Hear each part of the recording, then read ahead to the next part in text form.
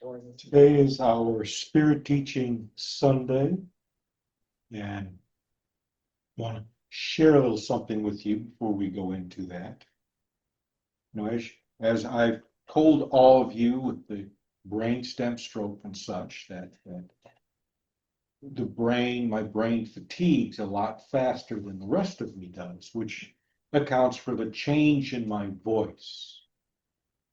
It's a sign of that stress making itself known. Well, with it being mental stress and such, the more my voice changed, the more of an indication there is that the barriers that we all have up, our mental barriers and such, well, it's not that they begin to collapse, but they begin to weaken. So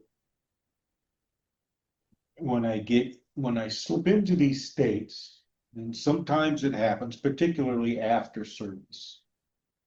But one time I had told the host not to call on me for messages because I was fatigued, very tired, mentally exhausted. And naturally, these people know no boundaries. So they called upon me to do messages, their effort to teach me a lesson. Well, they got the lesson because I went into trance. And the soul that came through in that particular time chewed a few people out. Good for it.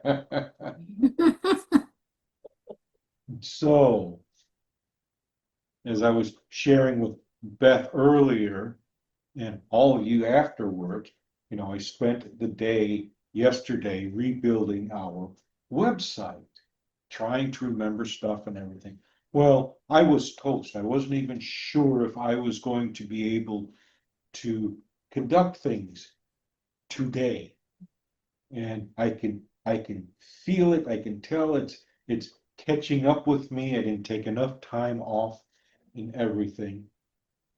So as those barriers begin to weaken, the chances of you having an interesting experience goes up.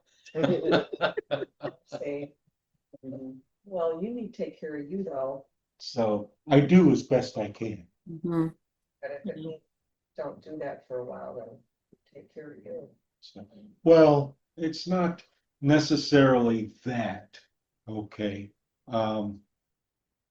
I've learned to, I don't know how to express it, but I've learned to infuse our service, if you will, with emotion.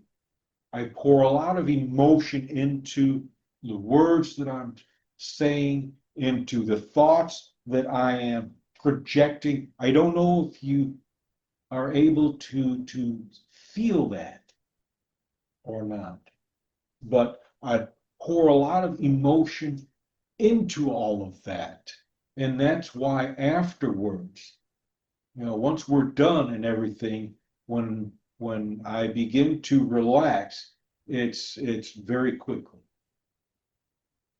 It's very quickly. So the nice thing is with our service being moved here, I don't have far to go. Yeah. So with that being said, did anyone bring a question? Actually, I brought two. Oh, Because the one from last time that I was afraid to ask was, tell us about time slips or explain time slips. Was it slips? Something like that. Time slips. times. And you said, no, that would have been a good question to ask. Well, yes, it would have been. It would have been.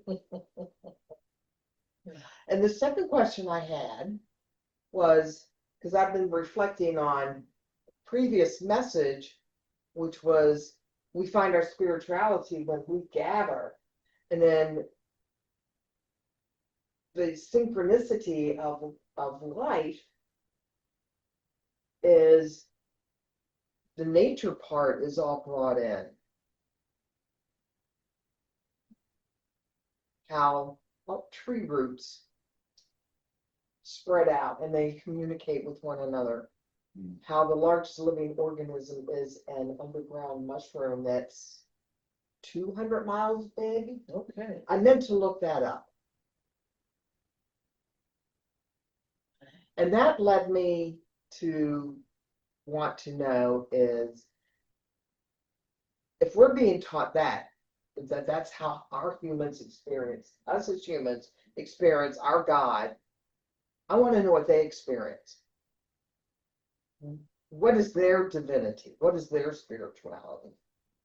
I'm curious. I gotta know. I want to know. Is that appropriate? I do find that intriguing.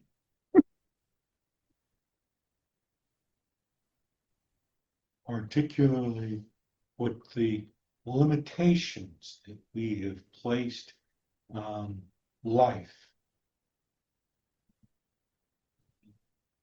We humans have narrowed life to be, well, to be ourselves.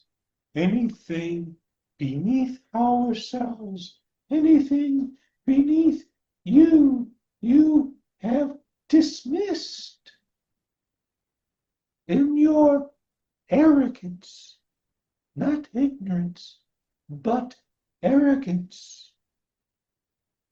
The Bible did not give you dominion over this planet, this life. The Bible explained it.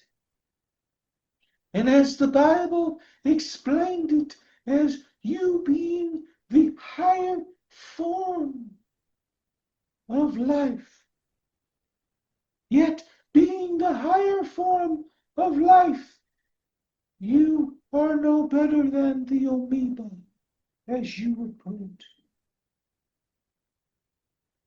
Your self-imposed stupidity is beyond terms.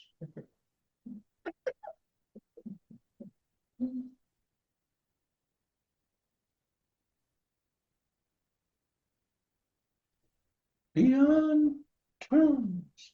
Now, child, what was your question?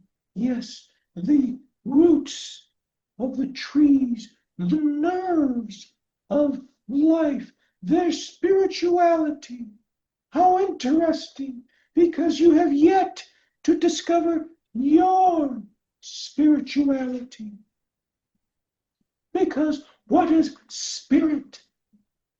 Spirit is life. And how do you experience your life? You are such a dismal people. How can you find joy in what you do when all that you do is grind each other under heel? In truth, all that you despise upon this globe is much, much more. How would we say it? You would say of a much higher form of life, because they support each other. They do what is commanded of you, to love your neighbor. They love each other. They support each other. They nurture each other.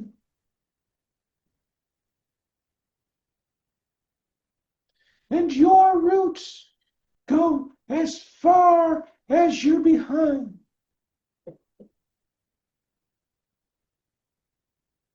And while you chuckle, do you know why it only goes as far as you're behind? It is because you are under the impression that wealth is magnificent.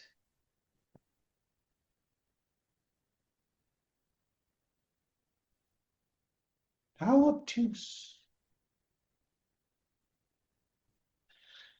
The spirituality of a plant. Do you know how plants communicate with each other? They send out scents, odors. They send out molecules, chemical molecules. What is the one thing that all life has in common? Agree.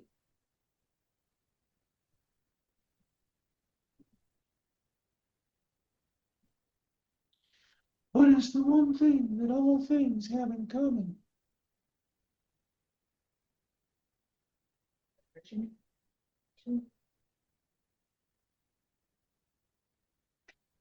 The glory of God.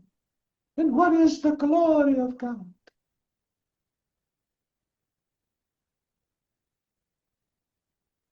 Light. All things communicate through light. In your misguided interpretations, you call light the highest form of being. But all things require, no, they do not require light. All things exist through light. Light is the understructure of all. It is the clearest channel. There are no obstructions in light. What happens when light meets an obstacle? It bends and goes around it. It bends and goes around it. As light is in one aspect, water is in the other aspect. Because what does water do when it encounters an obstacle? It goes around it. It bends around.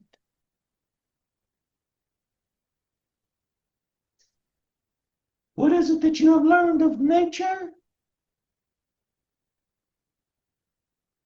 It is always changing. It is always changing, yes. But as there is always one version, there is always another version. One completes the other. As there is light, there is water. Because all life requires light. All life requires water. Do you understand the symbiosis of the two?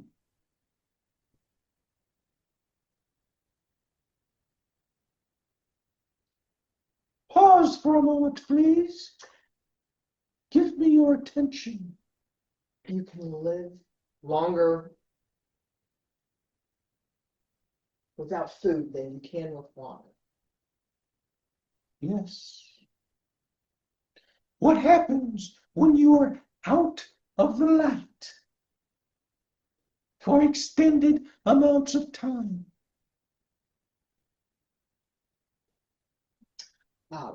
We become depressed. You become depressed. And what is depressed? But a lack of life. Do you understand? Mm-hmm. Yeah. Would you like to go back to your writing?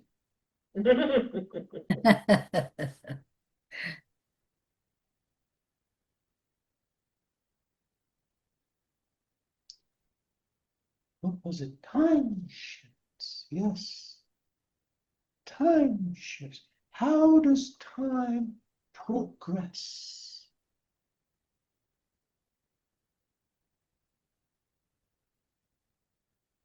Do you know how time exists? Does it move forward? Does it move backward? Does it move up?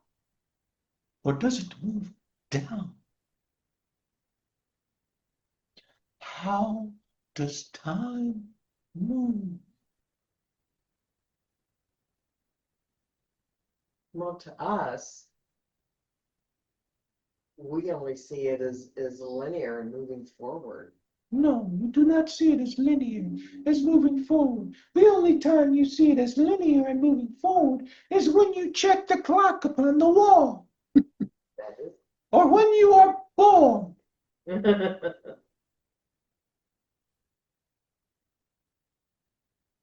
Can you tell me how long you were in your meditation? Yeah, 5 to 7 minutes, maybe. 5 or 7 minutes, but you don't know, do you? No.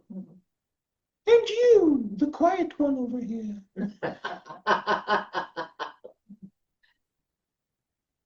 do you know how long you were in meditation? I was thinking about a similar time Oh, a similar thinking, that looking back, it was about that. thinking.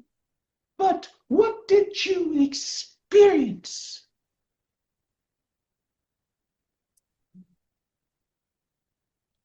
Calm, I'll venture an answer on that one because you're afraid to, that you may be incorrect. calm, Pardon? peace. I said experienced calm and peace. Yeah. That was the experience of the meditation. Mhm. It was not the experience of time. Oh, I see. Because you did not experience time in a fashion that can be described. To you, you did not experience time at all, did you? No. I guess not. No. Precisely. It is not that time is an illusion. It is that time is a measurement. And the measurement of time is only relevant from its beginning to its end. It is a demonstration of the beginning and the end. Those are the only 2 points of time you are familiar with. What happens when you go to sleep? Hmm? You there, how long did you sleep? 6 hours maybe. 6 hours. What did it feel like? What does 6 hours feel like? I don't know because I'm not aware. Precisely. Time only exists when you are aware. When the only time you are aware of time is when it begins and when it ends. When you sit down and say to yourself, I've got to listen to this muckery again.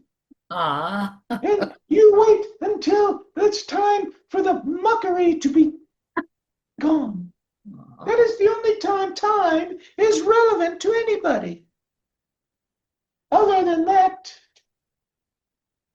you call it something that is elusive. But time only exists as measurements. Time exists in history because it is relevant to history. Time does not exist in the future. It merely exists as a point of when something begins.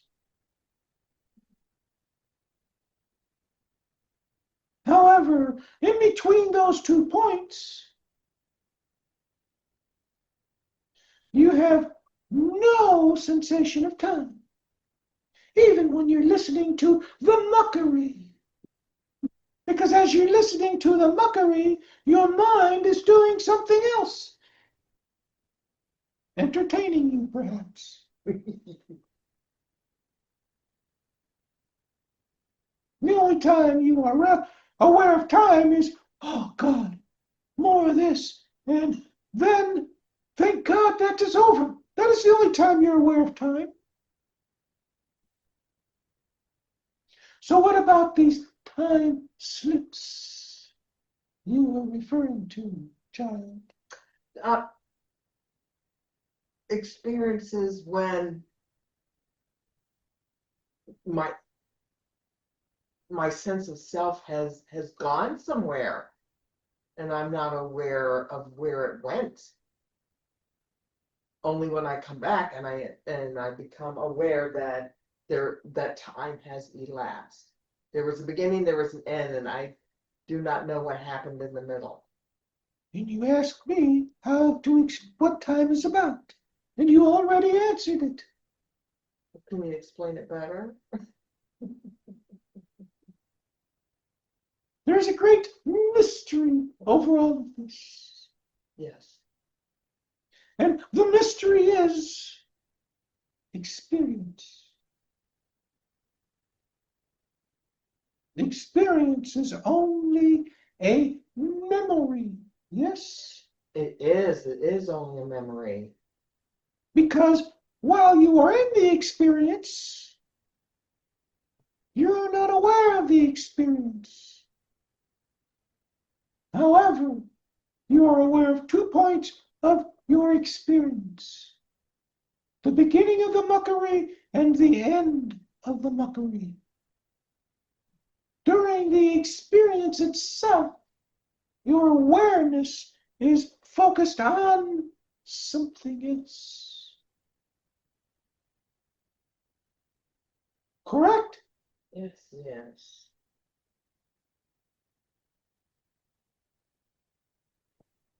So there are no such things as time slips. There are only memories. And because there are memories, this is what you do not know or do not realize. As long as there are memories, you have someplace to go. Mm.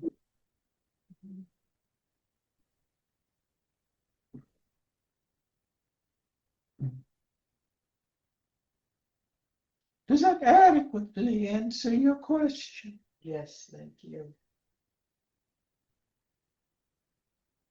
And the aforementioned question, was that adequately responded to?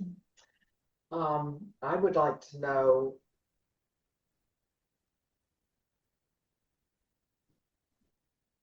if entities like did you walk on this earth as a human? No. So is your spirituality or divinity different than ours as humans, as Homo sapiens? What is spirituality? What is divinity? These are your terms. Yes, they are. You having to, well, no, it's not having to. It's because you are in a form. You relate to things in a formulated fashion.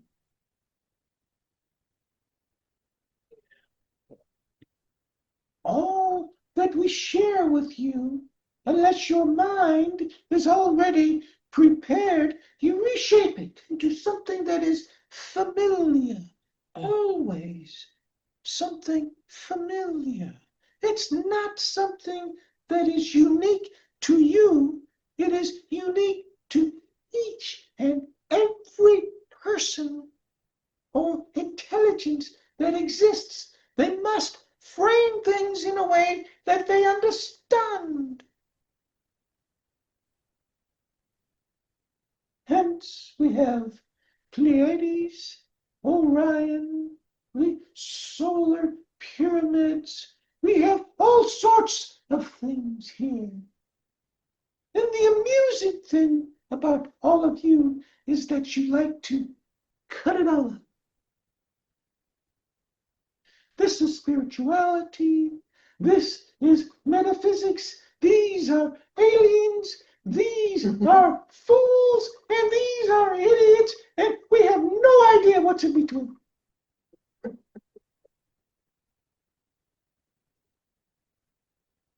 It's not that we poke fun at you. It's that we make you aware that how you interpret such experiences is individualized. It is not that one is separate from the other. It is that your understanding is different from your understanding, is different from your understanding, and we won't even consider this one's understanding. But at the risk of being amusing, do you understand? A little bit better than before. Can I come visit you when I release this form? Why do you have to release that form? Because I want to experience it formless. Let me ask you this. During your meditation, were you able to check the clock on the wall? No, Why? I wasn't paying attention to it. It was not important. Not important.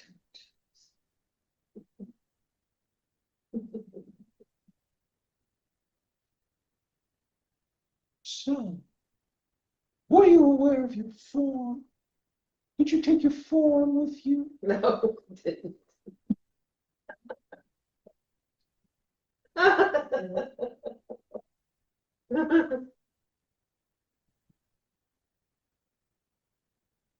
Form is merely part of what you would call the process. And the process is never ending. There are more worlds, as you would put it, than there is this particular tiny globe. I'm so glad to hear that. There are many forms to take. Intelligence is a form.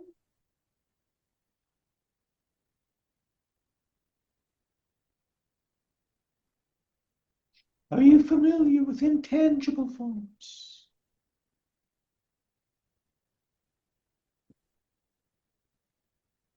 Are you familiar with the intangibility of tangible forms?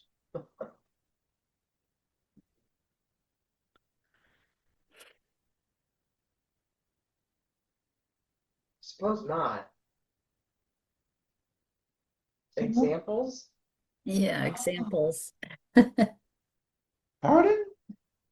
She said Examples. examples. Examples. Examples.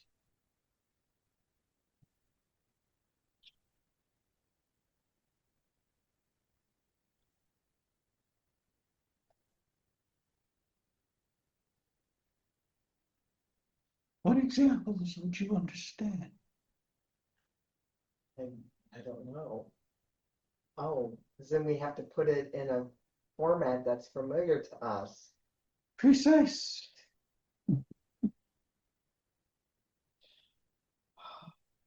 Can you feel light?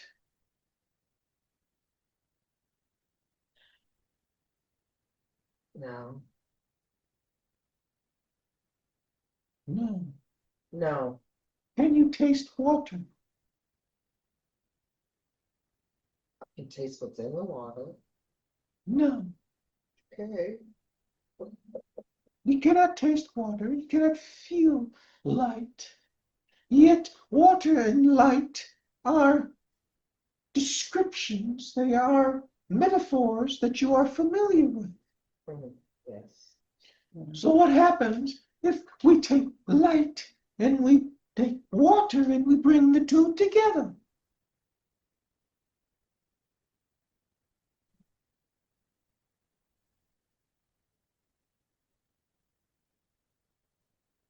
Again, hard to describe unless you have metaphors with which to use. Yes. So if I were to say that intelligences are no different than the mind that each of you have, would you understand what it was that I was referring to? I think so. That would. I- I think I'm too limited right now.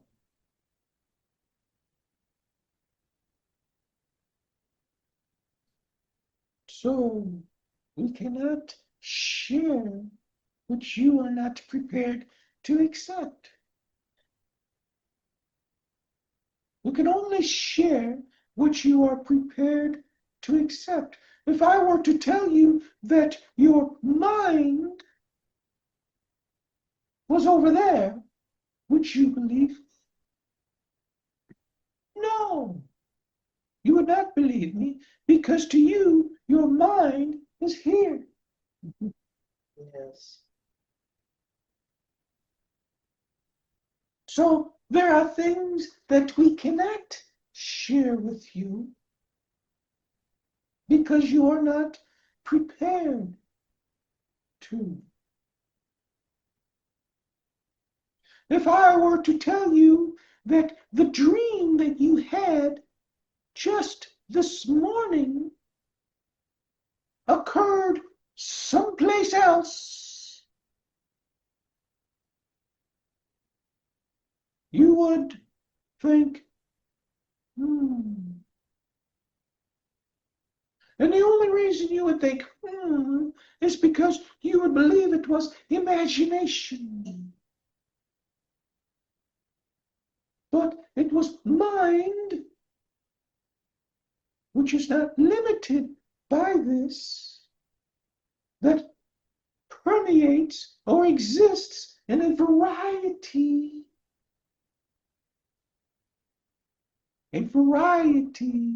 of places at the same time.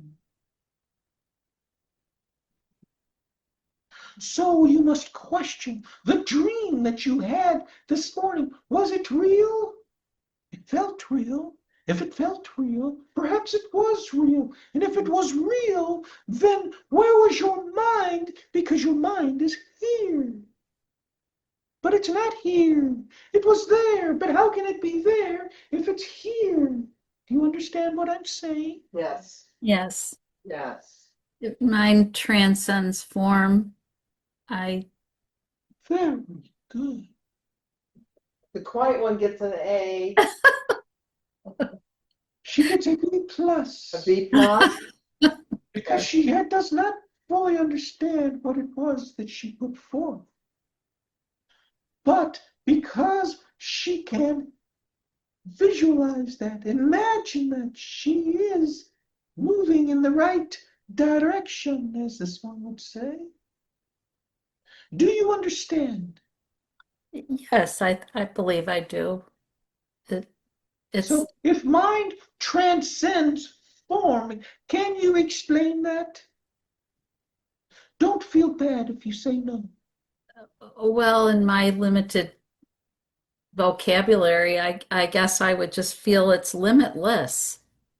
It's it's limitless beyond um Beyond thought. oh, okay, that's right, beyond thought, beyond mhm. And the reason why it is beyond thought is because the experience cannot be expressed. Mhm. But right now, it is just a thought. Because once you have a thought such as this, then you have to begin to understand it. Thus, the journey begins. Again, time. Beginning and the thing is that once you begin this journey, there is no end. And I'm sure many of you have discovered that. Yeah. Yes. Because as soon as you think, something else comes along and shatters it. Yes.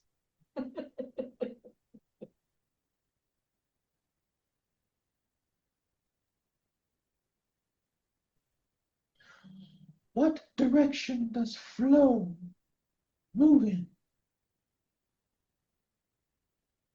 It's reciprocal. We learned this last week. Yes. It goes out, it comes back. Yes. Exactly.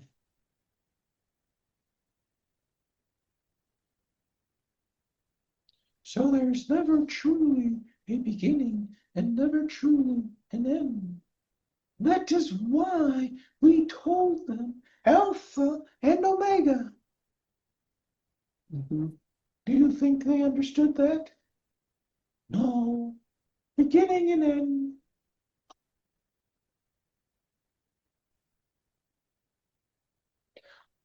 Are there any questions that you might like to put forth?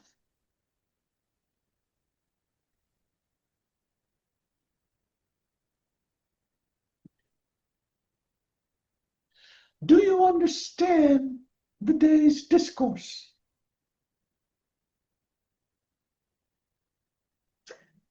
I understand better than before. And then something will come along and shatter it. Of course. Of course. Yes, and a lot to ponder too. A lot of I've written notes, but a lot I do feel like I have some understanding, but a lot to ponder and read over again because this is the kind of thing that you have to read. I have to read over and over again. So does this. Yes. And with that, I take my leave. Thank you. Thank you.